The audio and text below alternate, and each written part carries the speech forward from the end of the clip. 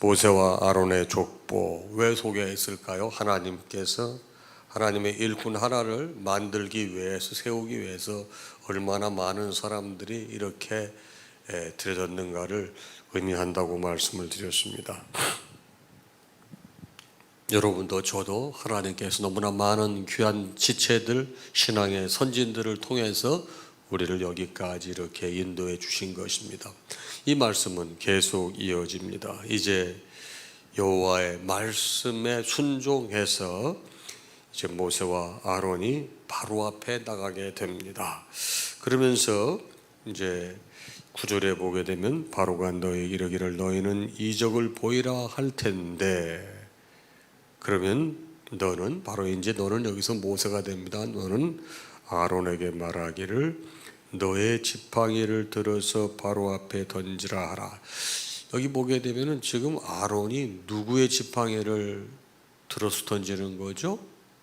모세의 지팡이를 들어 던지는. 우리는 대개 모세가 지팡이를 던졌다 이런 표현을 쓰는데, 이 말씀을 자세히 보게 되면은 모세의 지팡이를 아론이 들어서 바로 앞에 던집니다. 그러면 그것이 뱀이 되리라 하나님께서 알려주신 겁니다. 10절 모세와 아론이 바로에 가서 여호와께서 명하신 대로 행하여. 자 보세요. 아론이 바로와 그의 신하 앞에 지팡이를 누가 던졌죠? 아론이 던졌어요. 그 지팡이 주인은 누구예요? 모세예요. 뱀이 됐습니다. 그랬더니 11절에 바로가 바로 현인들과 마술다를 불러서 요청하니까 그들이 가지고 있는 지팡이도 다 뱀이 되는 거예요. 요술을 부리는 거예요. 근데 한 가지 차이가 있는데 12절 중반절에 보게 되니 아론의 지팡이가 12절입니다. 아론의 지팡이가 그들의 지팡이를 삼키니라. 그런데 바로의 마음이 완악하여 그들의 말을 듣지 아니하니 여호와의 말씀과 같더라. 이렇게 해도 바로가 듣지 않을 거라고 여호와 하나님께서 말씀하셨는데 말씀과 같더라 이 말이에요. 자, 손에 들고 있던 지팡이가 뱀이 됐는데도 수용을 하지 않아요. 이 다음 이제 재앙은 뭐냐면 피재앙이 되겠습니다. 자, 모세야 봐라. 바로의 마음이 완악하여 내 백성 보내기를 거절하는데 너 내일 아침에 이제 나일강에 이 바로가 나갈 거야. 너 바로에게 가서 그 뱀이 되었던 지팡이를 손에 잡고 16절 바로에게 말하라. 히브리 사람의 하나님 여호와께서 나를 왕에게 보내어 말씀하시는데 내 백성을 보내라. 그러면 그들이 광야에서 섬길 것이라 하였으나 이제까지 당신이 듣고 있지 않습니다. 17절 여호와께서 말씀하시니 내가 이로 말미암아 나를 여호와인 줄 알리라 하면서 여기 이가 뭐죠? 이제 나일강이 피가 되는 거예요. 내가 내 손에 지팡이로 나일강을 치면 그것이 피로 변하고, 피로 변하니까 물속에 있는 물고기가 다 죽고 그 물고기가 부패에 돼서 악취가 나서 애굽 사람들이 그 물 마시기를 싫어할 것이다. 이렇게 말하라. 자 19절 여호와께서도 모세에게 아론에게 명령하기를 내 지팡이를 잡고 내 팔을 애굽의 물들과 강들과 운하와 목과 모든 호수 위에 내밀라 하라. 그것들이 피가 되리니 애굽 온 땅과 나무 그릇과 돌구 안에는 모두 피가 있으리라. 그러니까 모든 물이 다 피가 된다는 거예요. 나일강뿐만 아니라. 그런데 보십시오. 아론이 또 이걸 해. 내 지팡이를 들고 모세의 지팡이를 들고 아론이 그렇게 한단 말이에요. 자 20절 보게 되면 모세와 아론이 여호와께서 명령하신 대로 바로와 그 신하 목전에서 지팡이를 든 나일강을 치니까 그 물이 다 피로 변했다고 했습니다. 고기가 죽고 악취가 나고, 또 나일강 물이 변한 것을 보고 애굽 사람들이 마시지 못했다. 그리고 애굽 온 땅에는 피가 있었다는 거예요. 애굽 온 땅에. 나일강뿐만 아니라 그릇에 담겨 있고 뭐 호수건 뭐건 다 피가 됐다는 것입니다. 그런데 22절 보게 되면 이 바로가 완악해요. 요술사들도, 바로 애굽의 요술사들도 자기들의 요술로 그와 같이 행함으로 바로의 마음이 완악하여 그들의 말을 듣지 아니하니 여호와의 말씀과 같더라. 자, 오늘 말씀의 제목이 여호와의 말씀과 같더라 이 말이에요. 그러니까 바로가 별로 관심을 두지 않고 쑥 들어가 버립니다. 나일강 사람, 나일강에 이 피를 변했으니까 애굽 사람 그런 물을 마시지 않고 나일강 강가를 두루 파서 물을 구했습니다. 여호와 하나님께서 나일강을 치신 지 일주일이 지났습니다. 이게 이제 오늘 말씀 전체 내용이 되겠습니다. 자, 여러분, 그럼 이 말씀은 오늘 여러분과 저에게 영적으로 어떤 깨달음을 줄까요? 먼저 아론의 지팡이가 애굽 요술사들의 지팡이를 삼키지 않습니까? 이건 뭐예요? 하나님의 능력이 애굽의 신들보다 뛰어나다는 것을 증명하는 거예요. 자, 이런 이적을 봤음에도 불구하고 바로가 어떻습니까? 받아들이지 않습니다. 여러분, 믿음은 이적을 본다고 해서 생기는 게 아니에요. 믿음은 말씀을 들음으로 생겨나는 거예요. 매우 중요한 거예요. 여러분, 기사와 이적은 제가 자주 말씀드리지만 이정표지 목적지가 될 수 없어요. 그럼 복음의 접촉점인 거예요. 절대로 기사와 이적을 통해서 믿음은 생기는 법이 아니고 말씀을 통해서 말씀을 들음으로 들은 거예요. 그래서 하나님 말씀을 잘 들어야 됩니다. 여러분, 말씀을 거부하는 사람은 아무리 기사와 이적을 보아도 믿음이 생기지 않습니다. 왜? 더 마음이 완악해지는 거예요. 지금 바로가 그러고 있지 않습니까? 여러분, 말씀이 살아야, 말씀이 들려야 가정도 복구되고 내 주변의 일도 복구되고 모든 게 다 복구되는 거예요. 그런데 말씀을 믿지 못하는 우리의 완악함이 있어요. 말씀을 잘 듣지 않으려고 하는 완악함이 있어요. 여러분, 이런 부분 우리가 꼭 짚고 넘어가야 됩니다. 신앙에서. 그래서 여러분, 믿음은 들음으로 말미암아 생기는 거예요. 기사와 이적이 아니에요. 바로를 보세요. 자, 두 번째 말씀 내용, 피제약이 되겠습니다. 여러분, 나일강은 애굽 사람들에게서 젖줄이고 우상입니다. 그 사람들에게 있어서 정말 풍요의 기반이 됩니다. 근데 그게 피가 되는 거예요. 이게 무슨 뜻이에요? 그 사람들에게 풍요와 젖줄이에요. 어떻게 보게 되면 우상과 같은 존재예요.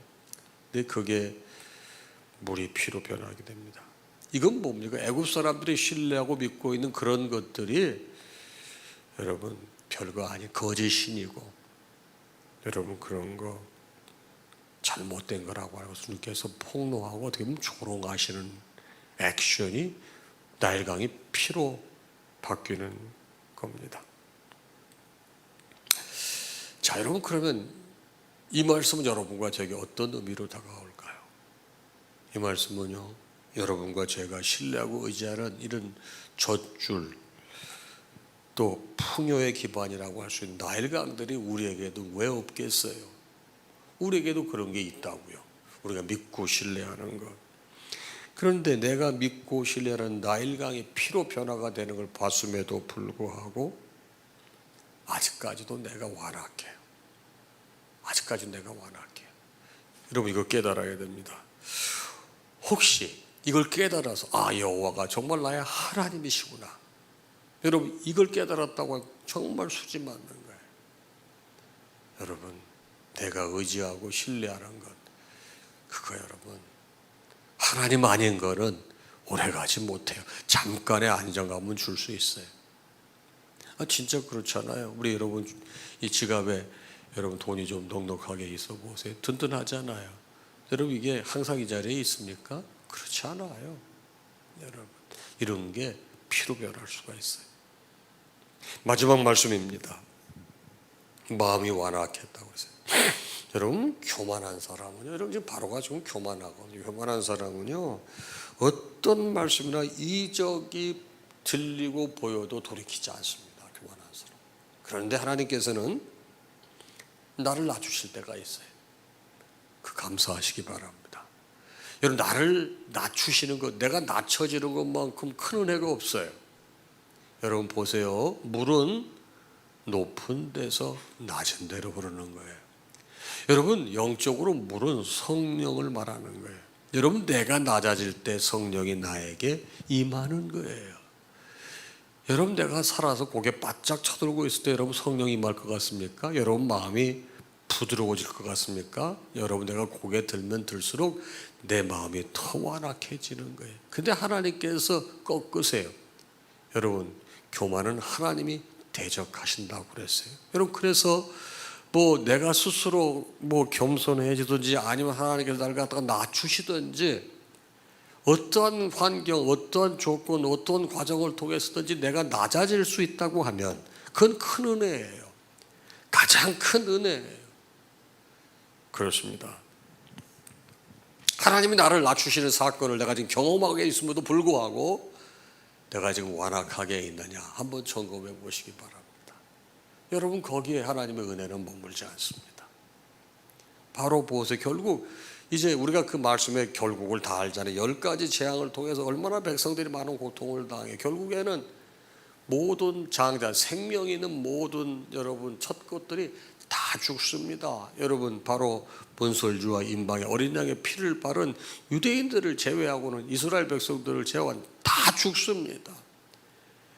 어떻게 하나님을 이길 수 있어요? 하나님께서 계획하셨는데. 그래서 여러분, 순종이 여러분 제사보다 낫다는 거예요.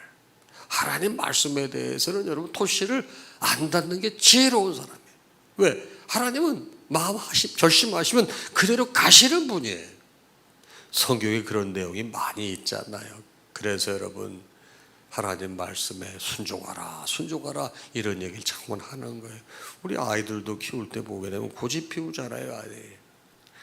그럼 어머니가 이제 그만해라, 이제 두세 차례 경고를 줌에도 불구하고 고집 피우잖아요. 아이들이 고집 피워. 그럼 어때요? 그걸 뭐를 본다고 그래? 매를 본다고 그래. 매를 본다고. 그럼 결국 어머니가 2번, 3번 주의를 주고 말로 잘 타일러도 안 들어. 근데 어머니가 볼 적에 애가 그렇게 해서는 안 되는 거야. 딱 판단이 쓴 거야. 그럴 때는 어떻게 해요? 나중에 회초리도 들잖아요.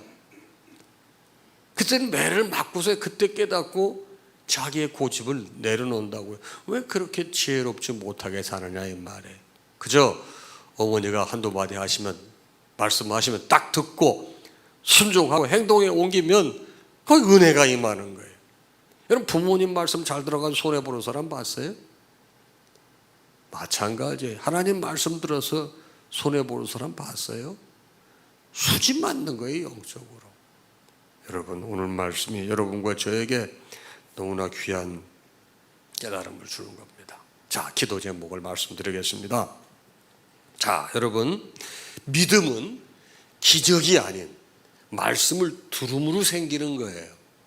그러게 말씀에 귀와 마음이 열리게 해주세요. 여러분, 이거 기도하시기 바랍니다. 그러니까 기사와 이적, 여러분 이게 여러분 대수가 아니에요. 그냥 이정표에 불과한 거예요. 목적지는 말씀이에요. 말씀. 두 번째 기도 제목입니다. 피조물. 돈도 피조물이에요. 명예도 피조물이에요. 건강도 피조물이에요. 뭐 사랑도 피조물. 이게 다 피조물이에요. 우리가 믿는 것들, 여러분 이런 거 우상으로 섬기지 않고 오직 창조주 하나님만 믿게 하소서. 여러분, 이거 짚고 넘어가야 됩니다. 오늘 아침에 내가 그렇게 추구하는 것들, 여러분 그게 완벽하지 않다는 거예요. 그것보다 먼저 창조주 하나님 믿고 나가게 하소서. 그 다음에 하나님 나를 낮추실 때 감사하게 하소서. 최고의 은혜입니다. 오늘 우리 이 3가지 제목 가지고 기도하는데 우리 할 수 있습니다. 이렇게 할 수 있습니다. 왜요? 하나님께서 도와주시니까. 자, 제가 아침에 이렇게 힘찬 찬송을 부르는 이유가 있어요. 하루를 시작합니다. 우리 힘차게 시작해야 됩니다. 내 의지로 내 능력으로 힘차게 시작하는 게 아니고 하나님이 주시는 힘으로 힘차게 시작하는 거예요. 여러분 거기에 하나님의 기름 부으심이 있는 겁니다. 그렇죠? 자, 나는 약해도 나는 부족해도 주님 도와주십니다. 그럼 믿음으로 고백하세요. 그 다음에 믿음 가지고 꿈을 가지고 주님 바라보아라. 좋은 일 일어난다. 그 믿음으로 선포하며 찬양하세요. 그 다음에 기도하면서 찬양할 때 주님 함께 하신다. 그렇습니다. 할렐루야. 그게 뭐예요? 하나님 찬양한다는 거 아니에요? 그때 기적이 일어난다는 거예요. 여러분 찬양은 뭐죠? 곡조가 붙은 기도라고 그랬어요. 간절하게 하는 거예요. 다 같이 우리 찬양할 때 할 수 있다 해보자. 찬양하도록 하겠습니다.